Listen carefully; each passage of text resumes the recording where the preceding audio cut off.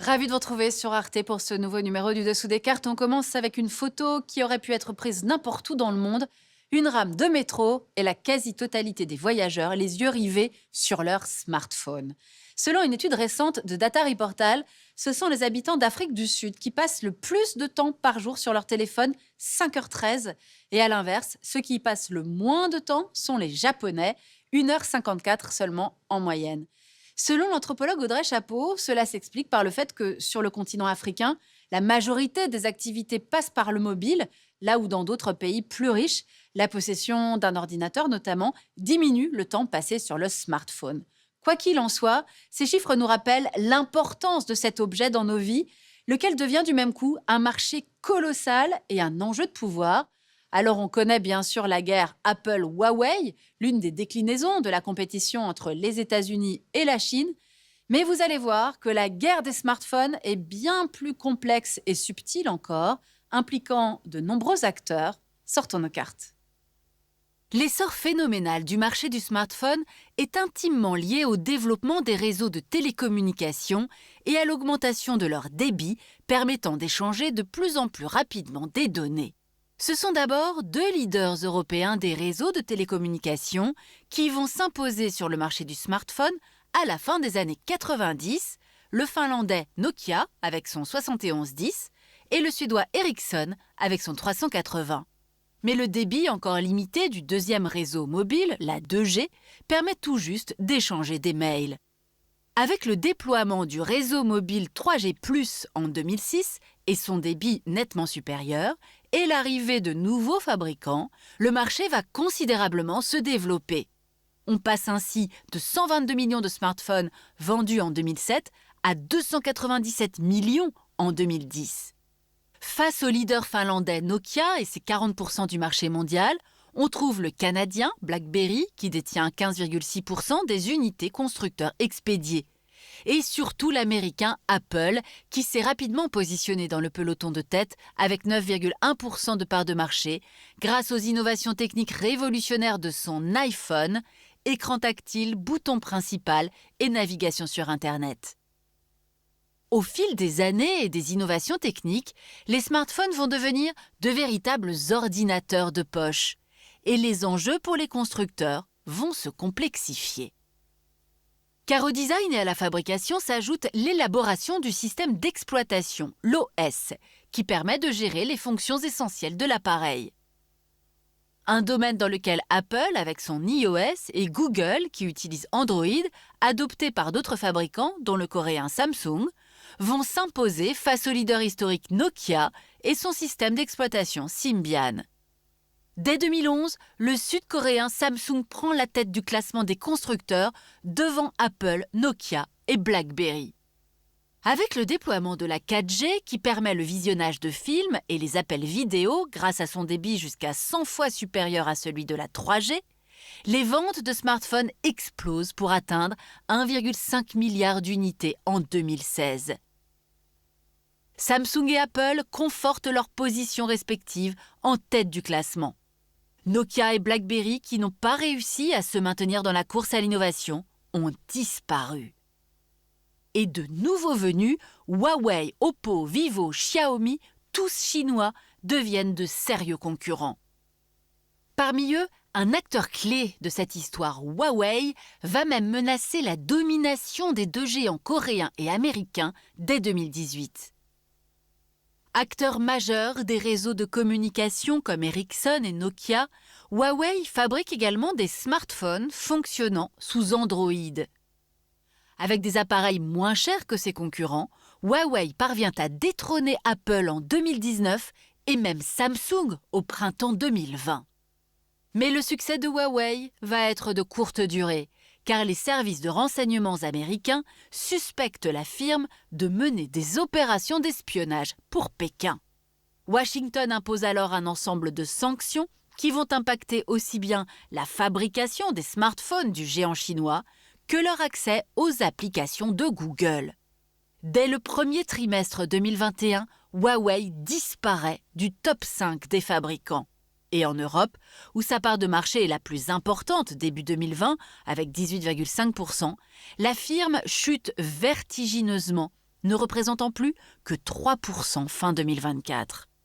Alors, pour comprendre pourquoi les sanctions américaines ont été aussi efficaces, y compris en Europe, il faut entrer dans le détail de la fabrication des smartphones. Au cœur de ces petites machines, on trouve un système très complexe de microprocesseurs. Ils sont eux-mêmes composés de tranches de silicium finement gravées de quelques nanomètres, les fameux semi-conducteurs. Compte tenu de la complexité des étapes de cette fabrication, certains constructeurs comme Huawei sous-traitent la production de leurs puces à des entreprises extérieures, lesquelles s'occupent de la conception, de la fonderie ou des deux. La conception est dominée par les firmes américaines Qualcomm et Broadcom. Le taïwanais TSMC représente près des 2/3 du marché mondial de la fonderie et le néerlandais ASML détient le monopole de ces machines d'une précision extrême utilisées par TSMC pour graver. L'interdiction faite aux firmes américaines de commercer avec les sociétés représentant un danger pour la sécurité nationale va s'étendre aux firmes étrangères utilisant des technologies américaines comme TSMC. Le néerlandais ASML décidant de s'aligner sur la position américaine, Huawei se retrouve de fait privé de composants vitaux pour la fabrication de ses smartphones. Privé de puces dernière génération, Huawei a dû également renoncer aux applications du bouquet Google, habituellement fournies avec le système Android. Le coup a été d'autant plus dur qu'un autre volet de sanctions a frappé Huawei dans son cœur d'activité, la fourniture d'infrastructures. Début 2021, sous la pression des États-Unis, une vingtaine de pays alliés de Washington ont exclu Huawei de leurs infrastructures ou du déploiement de leur réseau 5G. On l'aura compris, cette histoire du smartphone nous raconte comment on est passé d'une guerre commerciale entre plusieurs pays à une guerre entre deux géants qui se disputent le leadership mondial, les États-Unis et la Chine, et c'est ce qu'on va voir maintenant. En 2023, 70% des smartphones dans le monde sont assemblés en Chine.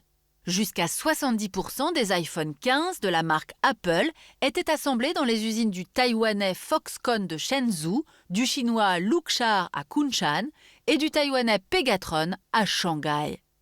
Alors pour sortir de cette dépendance, Apple a décidé de déplacer progressivement ses unités de fabrication vers l'Inde depuis 2017.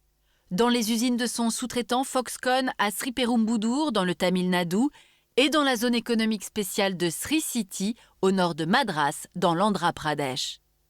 En 2023, 14% des iPhones étaient ainsi assemblés en Inde et en 2028, ce chiffre devrait monter à 25%. Samsung a également délocalisé ses chaînes de production à Noida en Inde et surtout au Vietnam, à Ho Chi Minh Ville, Hanoï et dans ses environs.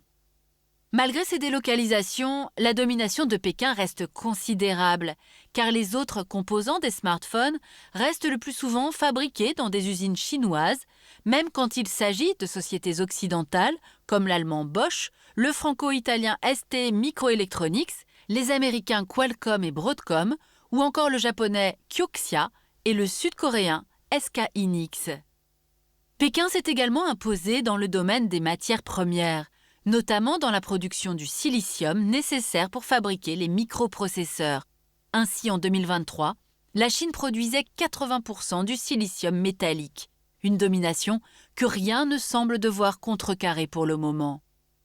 À cela s'ajoute enfin le risque que fait peser la menace d'une invasion chinoise de Taïwan, qui, rappelons-le, héberge l'entreprise TSMC, le leader mondial des semi-conducteurs, qui représente 62% du marché des fondeurs. Le contrôle de l'île par Pékin serait une catastrophe pour les Occidentaux et leurs alliés, même si la firme taïwanaise est déjà présente au Japon, aux États-Unis, avec de nouvelles usines en cours en Arizona, et bientôt en Allemagne. C'est pour cette raison que l'UE et les États-Unis ont débloqué des investissements massifs dans le domaine. 43 milliards d'euros en 2023 pour l'UE, afin de doubler la production de microprocesseurs et atteindre 20% des parts de marché de l'industrie en 2030. 53 milliards de dollars aux États-Unis en 2022 pour la recherche, le développement, la fabrication et le perfectionnement de la main-d'œuvre américaine en matière de microprocesseurs. Après un ralentissement des ventes en 2023, le marché du smartphone a connu une embellie en 2024 avec 1,24 milliard d'appareils vendus, notamment grâce à l'essor phénoménal du marché africain. Plus 17% d'abonnements en Afrique subsaharienne en 2024, contre plus 3% en Amérique du Nord et 4% en Europe. Un marché africain dominé par le chinois Transsion, qui avec ses marques Tecno, Itel et Infinix détient 40% de parts de marché sur le continent. De quoi continuer à alimenter la guerre entre Américains et Chinois et rebattre une nouvelle fois les cartes des dépendances croisées. Voilà pour cette guerre des smartphones au cœur d'enjeux géopolitiques majeurs, vous l'avez vu. Notons toutefois que le marché des portables est un marché qui ralentit. On change moins souvent de portables, même si l'intelligence artificielle embarquée pourrait susciter une nouvelle génération de téléphones que beaucoup voudraient acquérir. Il y a aussi une nouvelle tendance qui se développe, celle des téléphones minimalistes, sans écran tactile ni application pour les réseaux sociaux, comme si nous étions allés trop loin dans l'hyperconnectivité et que nous aspirions désormais à recréer des espaces où l'on ne peut être joint.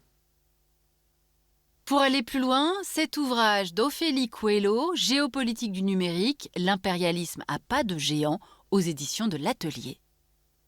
Ainsi s'achève ce nouveau numéro du Dessous des cartes. Rendez-vous bien sûr la semaine prochaine, même endroit, même heure. Et d'ici là, n'oubliez pas arte.tv et nos réseaux sociaux pour retrouver l'ensemble de nos vidéos. À bientôt.